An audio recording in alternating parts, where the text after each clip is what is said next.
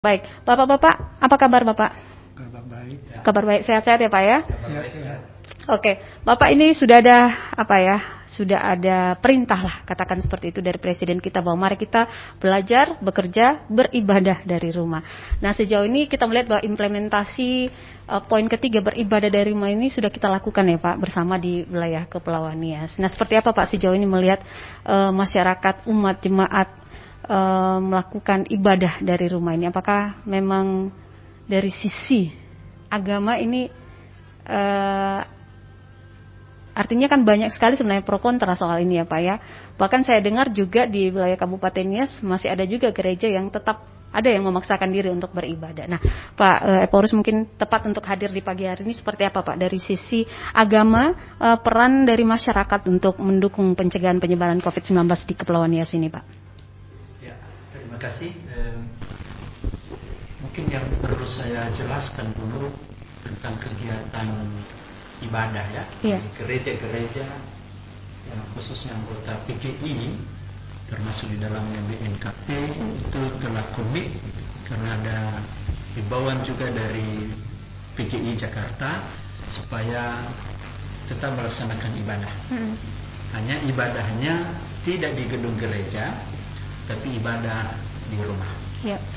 Nah itu kita sudah laksanakan sejak akhir Maret dan berjalan sampai sekarang. Bahwa masih ada beberapa yang juga nekat katakanlah begitu. Itu umumnya yang bukan anggota PGI atau yang memahami bahwa Nias belum apa-apa, Tuhan lebih kuat dari corona, masa takut sama corona. Jadi itu perspektif pemahaman seperti itu yang masih bertahan.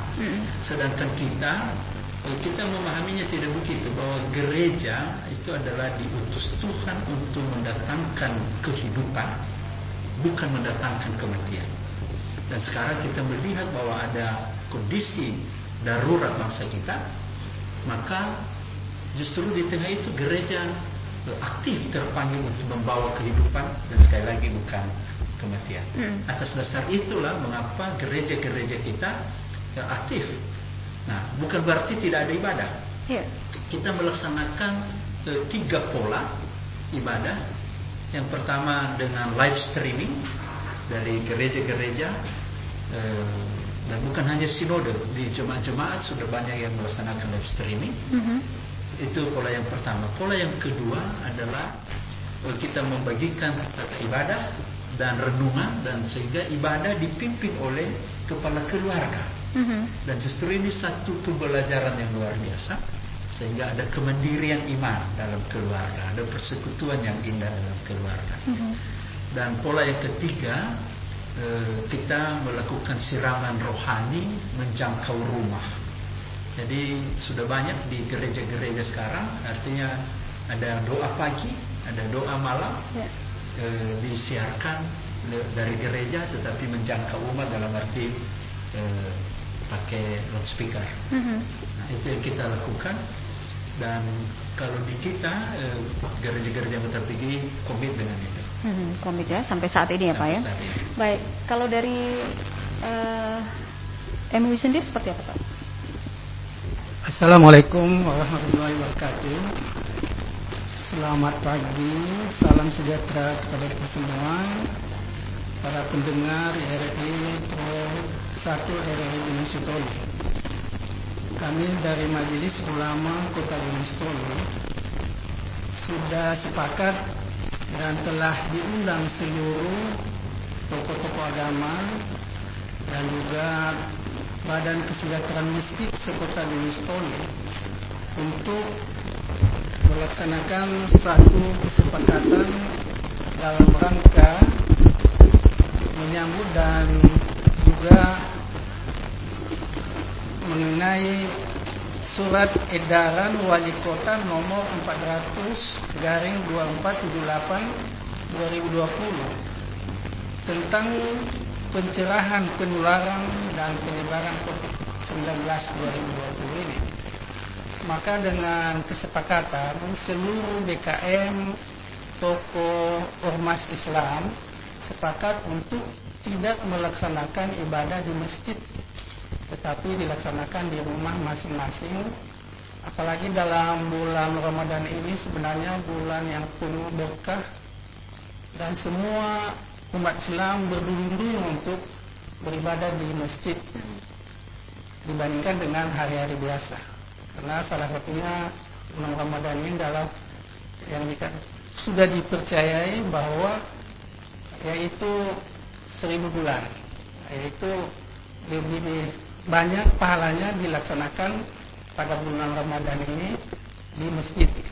Tetapi mengingat karena situasi kondisi penyebaran COVID-19 ini, maka dengan himbauan Bapak Wali Kota dan juga dari Majelis Ulama Kota Gunung Provinsi Sumatera Utara dan juga dari Menteri Agama, kami sepakat untuk ibadah di rumah masing-masing dengan pelaksanaannya secara bersama-sama dalam keluarga. Oke, sejauh ini juga Pak, apakah memang katakanlah umat juga melaksanakan, ada nggak Pak yang mungkin secara sembunyi-sembunyi juga melakukan ibadah begitu Pak? Memang ada sebagian secara sembunyi, tetapi tidak secara berjamaah banyak, satu-satu atau 2 orang.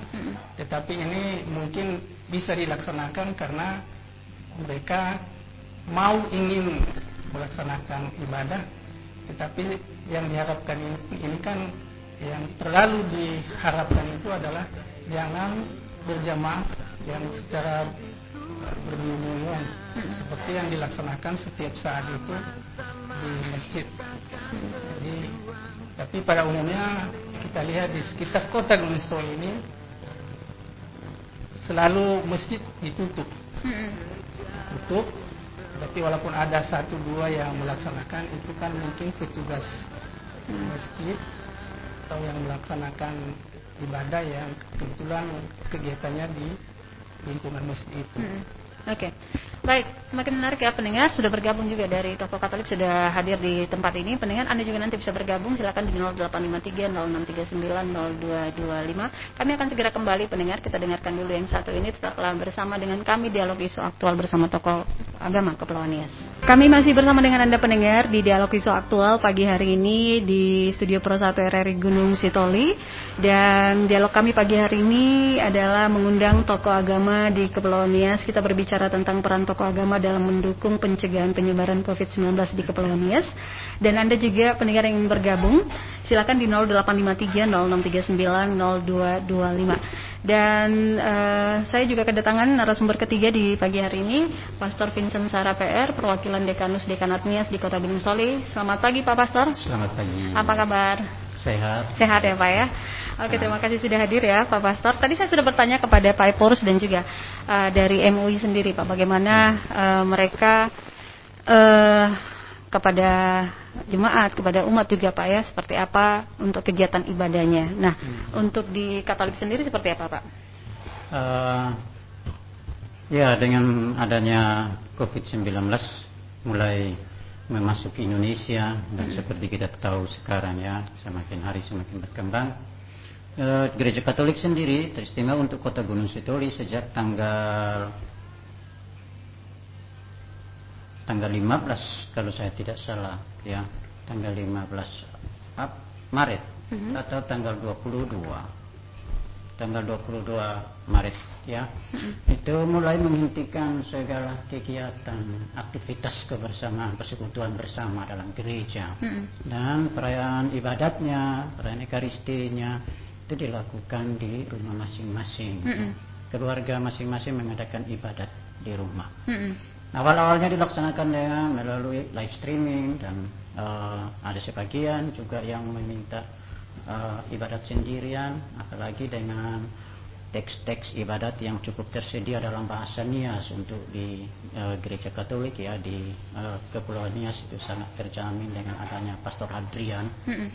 Dulu dia menyediakan teks-teks itu, jadi memudahkan umat untuk bisa melaksanakannya sendiri. Lalu kemudian kita coba berusaha untuk setiap minggu selain melakukan live streaming, kita juga menerbitkan teks dan kita bagikan kepada umat. Dan ya syukur berjalan dengan baik, meskipun di sana sini ya terjadi kekurangan, bahkan ada yang mengeluh karena sudah berminggu-minggu tidak berjumpa di gereja. Teristimewa di gereja Katolik ada yang namanya perjamuan dan menerima komuni suci. Semuanya rindu untuk menerima, tetapi ya akhirnya juga harus pahami bahwa situasi luar biasa ini membuat kita harus memindahkan altar ke rumah masing-masing. Kami sampai kepada pemaknaan tentang peribadatan bahwa akhirnya eklesia domestika, gereja rumah tangga, gereja mini itu mesti berdiri dan mendapat tempat pemaknaannya dalam keluarga. Nah, itu saja untuk peribadatan. Selain itu kita terus menghimbau umat agar tetap menjaga kondisi ini. Khususnya untuk Nias atau Kota Gunung Situli, semoga kita selamat. Amin. Ya, kita Semoga selamat dari penyebaran COVID-19. Kita bersyukur bahwa sampai saat ini masih berstatus hijau. Ya. Ya, meskipun di sana sini ada tantangan dan kesulitan baik yang berdampak pada kondisi ekonomi maupun pada kondisi relasi sosial, tetapi bahwa masih bisa berjalan dengan baik. Iya. Baik. Pendengar silakan ya di 085306390225. Ini kesempatan yang baik juga untuk Anda bisa berbicara nanti dengan tokoh-tokoh agama. Ada Pak Eporus, kemudian Wakil Ketua MUI dan juga perwakilan Dekanus Dekanat Nias di Kota Gunung Solim. Sejauh ini Bapak-bapak, bagaimana ya seperti yang tadi sempat juga Pak Eporus bilang bahwa banyak jemaat umat juga yang mengatakan bahwa kenapa justru di saat-saat ini kita malah menjauhi gereja ya. Bahkan di lingkungan saya pun ini masih tetap menjadi isu begitu ya.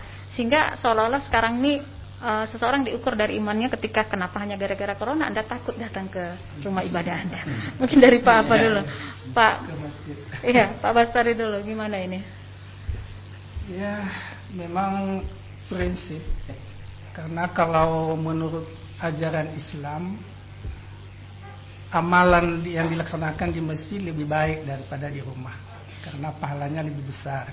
Karena ibadah dilaksanakan secara berjamaah itu pahalanya lebih baik daripada sendiri-sendiri. Jadi dalam hal ini, walaupun dalam pelaksanaan di rumah saja dengan keluarga, ada juga rasa kebersamaan dan kebahagiaan tersendiri dalam beribadah, baik dalam melaksanakan ibadah puasa yang selama ini dilaksanakan di masjid, tetapi sekarang di rumah saja. Jadi ada suatu kebahagiaan tersendiri, terutama dalam beribadah dalam bulan puasa ini. Saya rasa demikian dengan hikmah yang sudah dilaksanakan, dengan prinsip bahwa kita beribadah di rumah saja, tidak mengurangi ibadah yang selama ini dilaksanakan di masjid. Biasanya jawaban dari tokoh agama untuk pertanyaan-pertanyaan yang seperti saya sampaikan tadi, Bapak. Nah, jawabannya bahwa ibadah di masjid itu adalah sunnah. Tetapi kalau dibandingkan dengan melawan COVID atau penyakit atau perang itu wajib. Jadi dalam hal ini ada istilah dalam agama, sunnah itu bisa dihindari, tetapi wajib itu adalah harus kita hindari, jangan kita laksanakan. Maksud saya, wajib itu adalah kita menghindari dari kematian. Jadi kalau sunnah itu kan bisa dilaksanakan, tidak membuat dosa. Nah, pokoknya kan kita sholat di masjid itu kan sunnah. Sunnah itu kan itu mendapat pahala. Tetapi menghindari kita dari penyakit atau suatu ancaman itu adalah wajib. Kalau kita melanggar wajib itu adalah dosa. Jadi itulah prinsip dari sebagai tokoh agama. Oke, baik. Kalau dari Katolik sendiri gimana, Pak? Baik, terima kasih. Memang ini menjadi tantangan tersendiri. Kadang-kadang bersharing dengan Pak Burus terkait dengan tanggapan jemaat umat, ya. Masa iman lebih kecil daripada corona? Begitu, betul Pak. Ya, jadi mencuat di permukaan, ya, di kalangan umat. Bahkan ada yang mengatakan, kita kan belum kena. Nias ini masih bebas. Tapi pada prinsipnya Gereja Katolik berusaha untuk coba mengindahkan apa yang menjadi anjuran dan harus mendapat perhatian bersama. Menanggapi hal-hal seperti itu, ya keuntungan Gereja Katolik adalah ya kesatuannya dari pusat lalu sampai ke Keuskupan Sibolga, dan Uskup Sibolga menurunkan anjuran seperti apa dengan mengikuti apa yang disampaikan oleh pemerintah. Nah, ini menjadi pegangan. Lalu kemudian paroki-paroki, misalnya di sini ada paroki Santa Maria dan La Verna, nah, itu mengikuti apa yang disuarakan oleh keuskupan dan pemerintah. Nah, kadang-kadang memang kita berhadapan dengan kesulitan-kesulitan seperti itu, tetapi ya, semua itu kemudian disatukan dalam coba berusaha untuk membangun komunikasi. Karena itu dari sini juga kami menyampaikan permohonan maaf kepada umat yang kalau pelayanan selama ini tidak berjalan maksimal.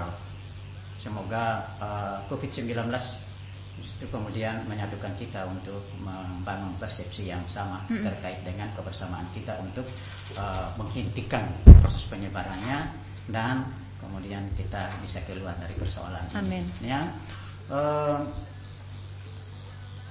Caranya secara konkret kami coba berusaha untuk mengirim surat, dan surat disampaikan kepada semua umat. Setiap kakak mendapat surat himbauan, dan itu ditinjau kembali dengan jangka waktu tertentu, ditinjau kembali lalu kemudian membuat keputusan lagi supaya bisa menjawab apa yang menjadi keluhan umat. Karena itu kami sampaikan juga di sini kepada umat di Paroki Santa Maria, khususnya di Kota Gunung Sitoli, bahwa kebijakan-kebijakan yang sudah diambil perubahannya terjadi pada tanggal kemarin dan mulai berlaku hari ini tanggal 4 sampai tanggal 29 Mei mendatang. Lalu akan ditinjau kembali seperti apa situasinya dan akan diberikan kebijakan baru untuk bisa dilihat dan diikuti atau diperhatikan. Oke, baik. Warga BNKP gimana Pak? Iya, cukup banyak ya. Dari 536.806 jiwa. Wah, banyak sekali. Banyak sekali kami menerima kritik, klaim, bahkan kekecewaan dari warga jemaat karena alasan yang tadi. Kita bisa pahami itu karena setelah Zending bekerja di sini, maka ada satu gerakan yang terus-menerus dilakukan, yaitu pembangunan gedung gereja. Dan seakan-akan ibadah itu hanya di gedung gereja. Padahal kalau saya ditanya, saya bilang apa yang kita pahami tentang ibadah? Ibadah itu adalah Allah berkarya, umat menyambut. Itu ibadah dalam perspektif Kristen. Pertanyaannya ialah, hanyakah di gedung gereja Allah berkarya? Bahwa ada satu faktor yang penting di gedung gereja, yaitu persekutuan, koinonia, iya. Tetapi kan ada satu kondisi yang sedang ada, yaitu COVID-19. Dan dalam kondisi seperti itu kita harus beriman, berhikmat, bahwa kita perlu cerdik. Nah, di rumah pun Allah ada, Allah hadir, Allah berkarya, Allah berfirman, dan di situ pun kita menyambut dengan syukur, dengan doa, dengan berkorban, bersembah. Itu bahwa memang yang paling berat itu ketika Paskah. Sebetulnya gereja BNKP itu Lutheran. Sebetulnya dalam gereja Lutheran itu pusat ibadah ialah firman, tapi puncaknya adalah Eucharistik. Gereja kalau prinsip sebetulnya setiap minggu ada Eucharistia. Tapi karena sekian lama tradisi kurang pendeta, makanya hanya sekali 3 bulan perjamuan kudus. Nah, waktu Paskah kemarin, banyak sekali yang keberatan karena mereka tidak bisa menerima perjamuan kudus. Nah, memang ada 3 pilihan waktu itu. Yang pertama, biarlah dipimpin dari gereja, nanti baru para pelayan antar ke rumah. Nah, prinsip yang kedua ialah live streaming, dipimpin dari gereja lalu ikutilah seakan-akan Anda berada di gereja. Atau kemungkinan ketiga yaitu kita tunda. Kita tunda. Dan akhirnya setelah mempertimbangkan karena masih ada 500-an buruh jemaat di BNKP, maka akhirnya kami putuskan ditunda sampai tanggal 31 Mei. Disitulah nanti perjamuan kudus. Nah, jadi dengan penjelasan bahwa ibadah itu adalah itu yang tadi eklesia domestik atau eklesia nomos, itu artinya gereja rumah, sebetulnya bukan hal baru bagi kekristenan Nias. Karena dulu sebelum gedung gereja lalu di mana ibadah? Di rumah-rumah. Apalagi waktu pertobatan massal. Waktu pertobatan massal, ibadah di rumah itu pagi, siang, sore, malam, kadang-kadang gitu, itu sangat hidup. Nah, akhir-akhir ini malah itu sudah ditinggalkan. Nah, dan inilah saatnya kita kembali ke persekutuan yang sesungguhnya itu ada di rumah. Nah, itu. Karena kita bisa bergaul dengan orang lain di gedung gereja, tapi kita melupakan persekutuan di rumah tangga. Nah, itu. Nah, tapi kegiatan kita juga tidak hanya ibadah ya. Dari gereja BNKP kita juga ikut mensosialisasikan tentang bagaimana menjaga kesehatan yang seperti protokol kesehatan dari pemerintah itu. Kita buat dalam bahasa Nias. Nah, kita berdoa bersama itu, dan juga ada aksi berbagi kasih. Jadi berbagi kasih kalau sekian lama dari atas ke bawah, sekarang ini tidak. Yang kita gerakkan ialah justru di resort, dan resort menggerakkan jemaat-jemaat supaya mereka menggerakkan kegiatan diakonia, dan dari sinode hanya semacam rasanya kami memberi ke semua dukungan, tapi itu untuk dilipat gandakan, diberikan kepada yang sangat-sangat membutuhkan. Nah, jadi dengan demikian karena kondisinya adalah darurat, maka mau tidak mau ya kita harus menciptakan kreativitas pelayanan. Di desa-desa ada banyak para pendeta yang keliling rumah. Dia memimpin ibadah, dia kumpulkan 2 keluarga lalu dia pimpin, dan itu sangat membantu juga.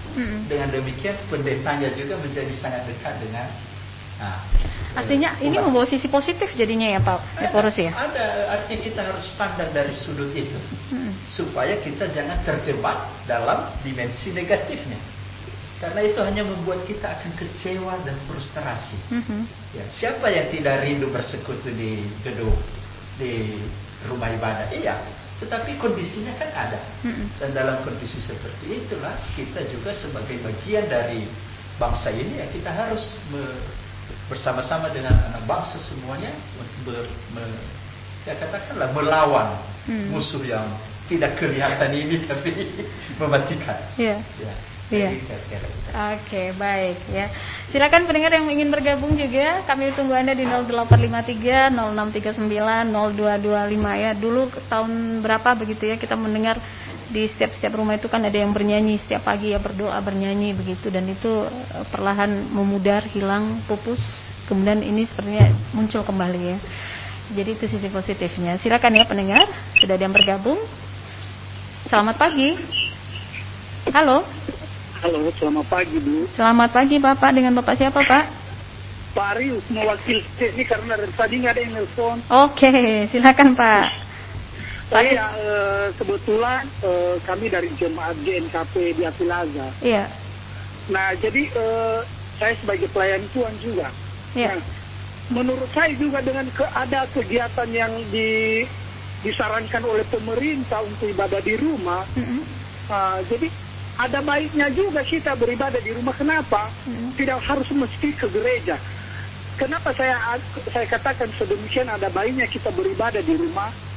Contoh, ada keluarga yang malas ke gereja. Dengan ada program pemerintah untuk beribadah di rumah, otomatis dia mengikuti ibadah pada saat itu dan mendengarkan firman Tuhan. Itulah yang saya senang dulu untuk program pemerintah ini. Nah, saran saya kepada Bapak Eforus juga dari BNKP ya, gimana maunya diprogramkan atau disarankan untuk di gereja itu dibuat lagu-lagu rohani sehingga gereja tidak hening. Itu maksud saya saran kalau bisa diterima, karena selama ini saya perhatikan nggak ada yang nyanyi-nyanyi. Saya untuk hari Minggu itulah dibuat lagu-lagu rohani di dalam gereja sehingga tidak ada keheningan. Iya. Itu aja, makasih ya. Oke, makasih ya Pak Rius ya. Iya ya, jemaat gereja itu ada yang baru datang ke gereja itu bulan Desember ya Pak Eforus ya. Sekali setahun saja gitu. KTP.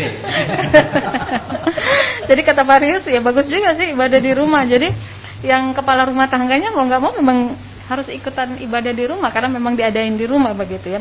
Kemudian gereja-gereja diisi dengan lagu rohani, rumah ibadah lah. Memang ada mungkin gereja-gereja kita lihat yang sekarang ini tutup total, gerbangnya tutup, pintunya tutup gitu ya. Seperti ya gereja mati begitu ya Pak ya. Usulnya bagaimana kalau misalnya diisi dengan lagu-lagu rohani? Mungkin Pak Purus bisa tanggapi? Ya, kalau kita di BNKP kita sudah buat panduan ya bagaimana gereja dan melayani di tengah wabah COVID-19. Gereja tidak pernah ditutup. Tidak pernah, karena ada saja orang yang datang berdoa, satu dua. Ada saja orang yang datang, umat yang datang pelayanan pastoral untuk didoakan. Dan itu adalah tanggung jawab para pelayan. Dan karena itu kami sudah tegaskan tidak boleh menutup gedung gereja. Karena gereja tidak pernah ditutup. Itu ya. Nah, tentang lagu-lagu rohani, malah lebih dari itu yang kita sudah anjurkan di BNKP, dan itu sudah dimulai ya. Kalau dengar di jemaat kota, pagi jam 6 setelah lonceng dibunyikan, maka ada doa untuk bangsa. Dan dimulai dengan lagu-lagu rohani, lalu ada doa, dan ditutup dengan lagu-lagu rohani.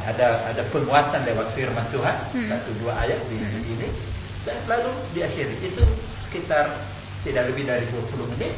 Sesudah itu selesai. Nah, juga begitu malam. Hanya malam ini berbeda-beda. Ada yang melaksanakan jam 6 sore, tapi kalau di desa-desa yang sudah pakai loudspeaker itu ya, itu sekaligus mengingatkan ibadah malam. Itu di beberapa sudah ada itu. Itu jam 9 malam Pak. Jam 9 malam. Jadi ada nyanyian, ada pembacaan firman, ada doa, dan ditutup dengan nyanyian. Jadi artinya itu bagus. Hanya artinya ini itu juga tradisi gereja soal bagaimana menjangkau umat di rumah lewat pelayanan dari gereja. Ya. Oke. Baik. Ini kalau untuk pelayanan misalnya ada pernikahan Pak, kematian. Ini saya dengar kemarin ada yang bilang, oh nggak bisa nikah nih, soalnya nggak dilayani gereja gitu. Demikian ya Pak, betul? Kalau di panduan pelayanan kita sarankan memang kalau boleh ditunda dulu.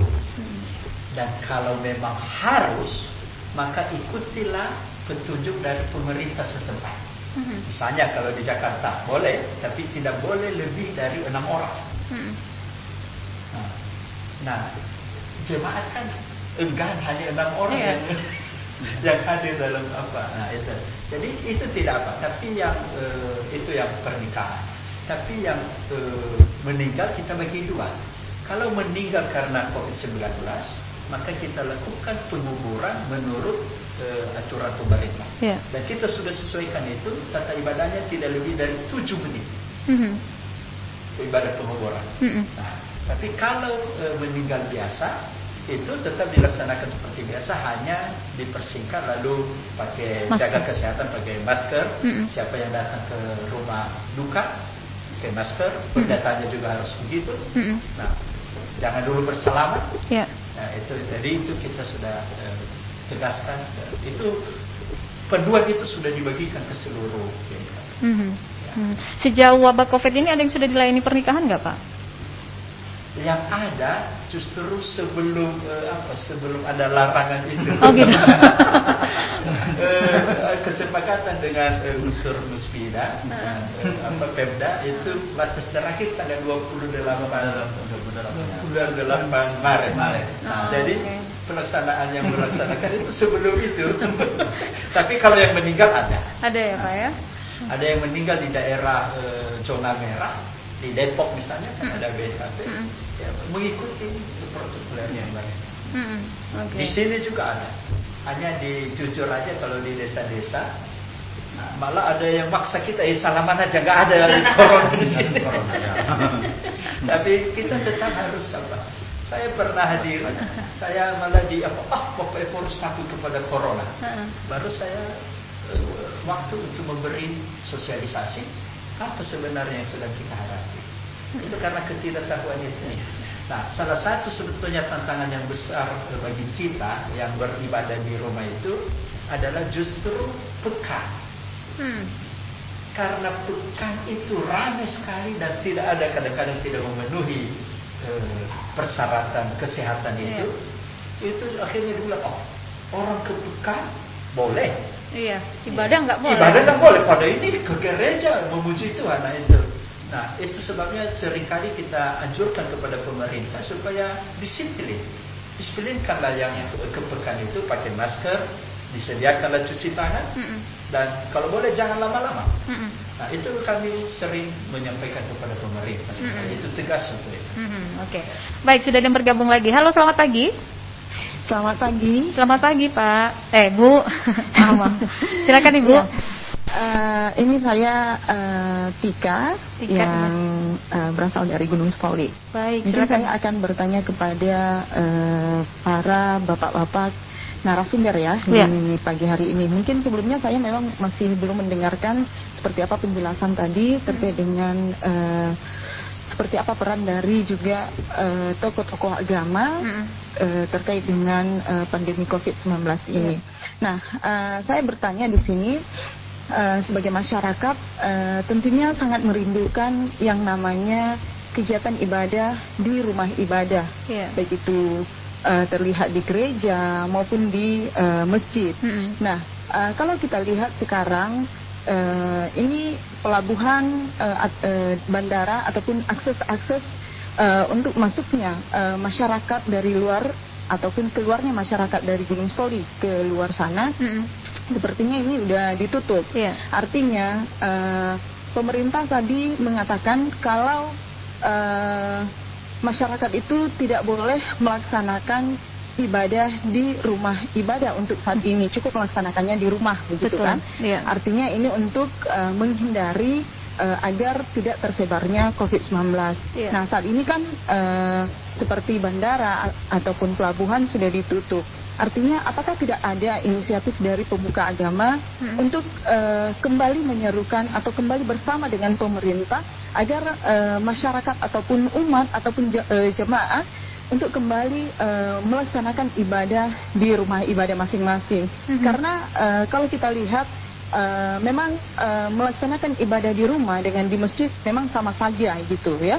Tetapi ada juga keistimewaannya, ada juga spesialnya.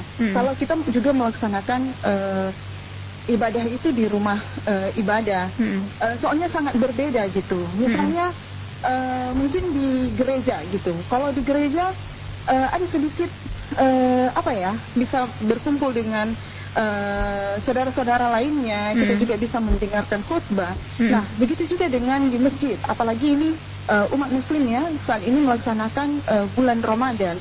Sementara sepertinya hampa gitu. Nah, apakah tidak ada inisiatif dari pemuka agama bersama dengan pemerintah untuk kembali menghimbau bagaimana juga masyarakat bisa kembali melaksanakan ibadahnya di rumah-rumah ibadah, tapi dengan syarat kita juga harus mematuhi aturan kesehatannya begitu ya. Begitu, iya. Oke, baik. Terima kasih. Terima kasih Ibu Tika ya. Ini Ibu Tika, salah seorang juga mungkin masyarakat yang rindu untuk beribadah di rumah ibadah. Pak Mari kan mungkin bisa menanggapi, mumpung katanya sekarang kan pelabuhan tutup, bandara tutup, artinya akses orang dari luar kan tidak masuk lagi. Berarti menurut Ibu Tika kita sudah aman lah ceritanya ya. Kalau kita hanya di sini kan ya aman lah. Kenapa kita tidak mulai beribadah lagi di rumah ibadah? Silakan Pak. Terima kasih. Sebenarnya tujuan pemerintah itu adalah lebih baik mencegah daripada mengobati. Sebelum terjadi maka pemerintah untuk mencegah. Jadi dalam hal itu jangan kita berkecil hati kepada pemerintah bahwa ini adalah sifatnya untuk sementara. Tapi kapan waktu nanti yang sebelum ditentukan sampai saatnya nanti akan kembali seperti biasa, normal seperti biasa, Bu. Jadi dalam hal itu mungkin besok atau lusa saatnya sudah bisa kembali seperti normal seperti biasa. Jadi dalam hal ini kita beribadah sesuai dengan selama ini kita laksanakan di tempat-tempat rumah ibadah. Jadi jangan kita memaksakan diri untuk harus kita laksanakan ibadah di rumah ibadah. Meskipun bandara dan pelabuhan sudah tutup sekarang, Pak. Meskipun bandara dan pelabuhan sudah ditutup. Tambahan ada Pak Evorus?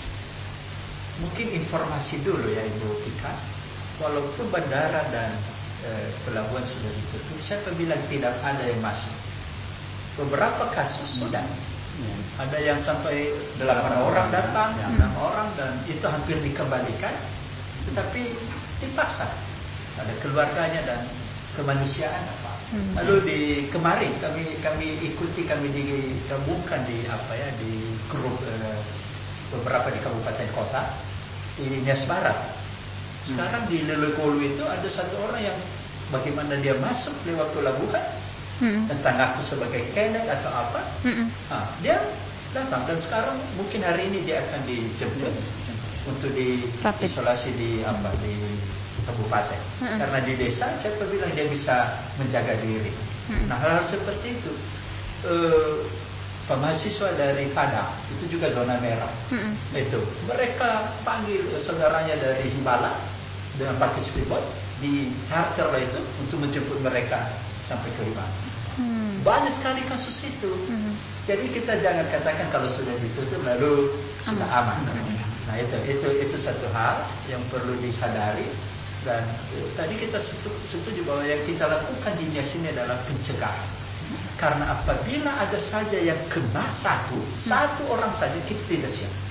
Rumah sakit kita, kami ikut rapat terus ya. Kami ikut rapat terus. Itu rumah sakit kita itu nggak siap.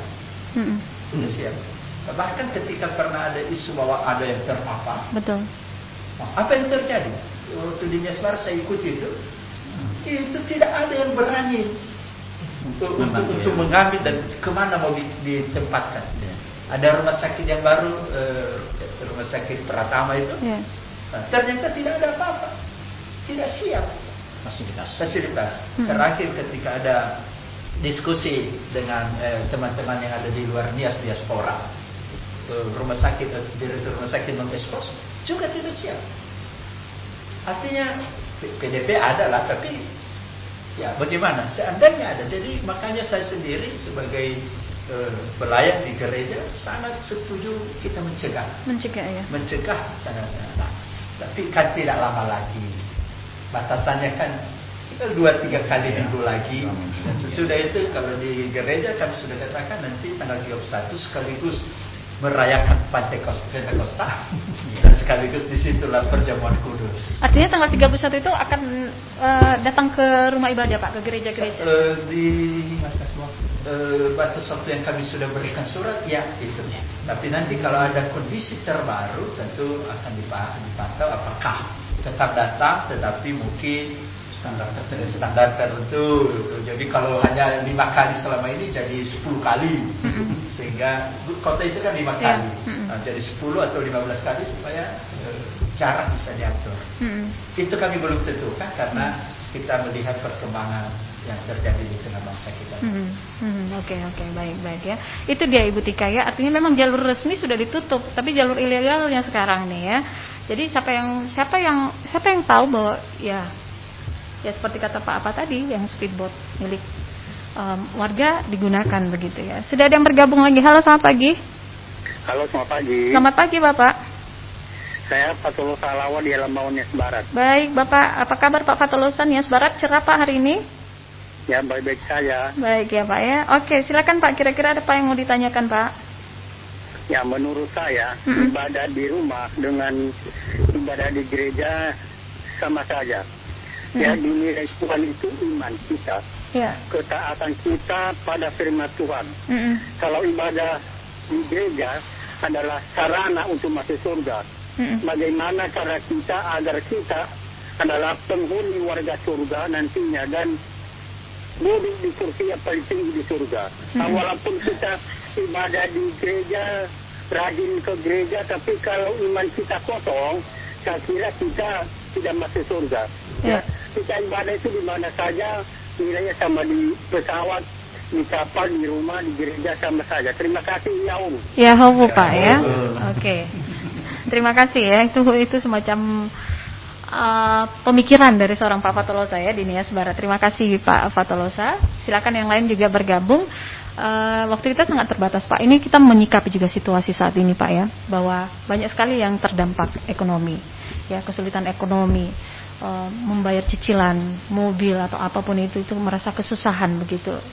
Bagaimana tokoh agama mengantisipasi ini? Artinya Pak Kapolres juga sempat kemarin waktu kita wawancara, memang kita mengantisipasi angka kriminalitas yang akan muncul begitu ya, seiring dengan kebutuhan masyarakat. Sementara pemasukan berkurang, harga karet juga semakin menurun. Dan yang paling parah saat ini ternak-ternak, ya kan, ternak-ternak masyarakat juga mati, ya, karena penyakit demam sapi Afrika. Nah, artinya memang saat ini masyarakat benar-benar mau gimana ini begitu ya. Apa yang kita bisa lakukan Pak untuk tokoh-tokoh agama ini Pak? Pak Vincent mungkin bisa? Saya sebelum ke situ ya, saya mau menjadi beberapa tanggapan terkait dengan apa yang dipertanyakan sejak awal terkait dengan musik dan perkawinan dan baik. Kalau untuk gereja Katolik khusus untuk Santa Maria, ya, paroki Santa Maria, gereja Santa Maria yang berada di tengah kota Gunung Sitoli, tidak sepi. Karena setiap malam selalu kami coba berusaha untuk melaksanakan setiap pagi melaksanakan ibadah. Juga live streaming. Kemudian malam untuk bulan Mei ini dalam gereja Katolik ada tradisi penghormatan kepada Santa Maria, maka setiap malam diadakan doa rosario bersama dan mengajak umat. Dari sini juga kami mengajak umat untuk ikut kita berdoa bersama dengan satu intensi, semoga Tuhan menolong agar COVID-19 segera berlalu dari hadapan kita, baik di bumi Nias maupun juga di seluruh dunia, dan umat manusia mengalami kebebasan untuk beraktivitas dan seterusnya ya. Yang kedua terkait dengan sakramen-sakramen, khususnya perkawinan, ya sejak dikeluarkannya himbauan kita hentikan. Bersyukur bahwa sampai saat ini di gereja Katolik, khususnya di Santa Maria Laterna yang saya dekat, saya tidak mendengar ada perkawinan ya, selama masa COVID ini di Gunung Sitoli ya. Jadi kita bersyukur atas itu. Sementara untuk orang sakit dan orang meninggal, ini terjadi sesuatu yang akhir-akhir ini menjadi saling ya diskusi hangat panas, termasuk juga di media sosial terkait dengan kebijakan-kebijakan. Tetapi kami tetap mengajak kita semua, termasuk umat Katolik di Kota Gunung Sitoli maupun di Nias, agar bersama-sama kita bahu-membahu mengindahkan apa yang menjadi anjuran bersama agar kita bebas dari situ ya. Lalu yang rindu Ibu Tika tadi. Ya. Kami sarankan supaya kita coba setia dulu dengan durasi waktu ini sampai tanggal 29, itu ketentuan dari ketentuan nasional ya, ketentuan nasional. Nah, saya selalu mengatakan kepada teman-teman para pastor juga di Santa Maria, semoga sesudah tanggal 29 kita bisa melakukan sesuatu yang berubah, berbeda dari sekarang. Kalaupun itu harus memenuhi standar operasional tertentu, tetapi bahwa terbuka untuk agama umat di berbagai agama, gereja melaksanakan ibadah. Penting ibadah di rumah. untuk menumbuhkan olah kesalahan dan hidup keimanan. Tetapi juga penting koinonia yang dikatakan Pak Eko tadi, koinonia persekutuan umat beriman di gereja.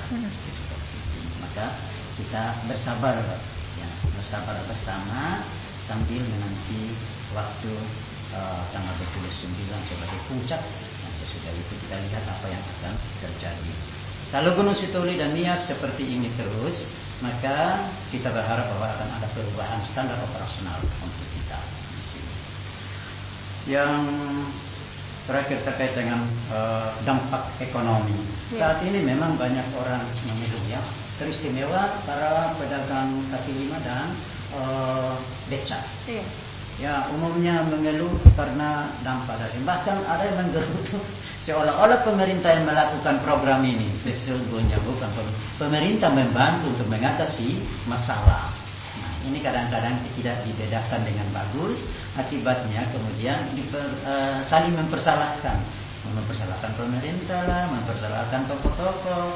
Padahal pemerintah dan tokoh-tokoh berusaha agar masalah yang sedang dihadapi ini bisa tercover dan masyarakat umumnya mengalami kenyamanan.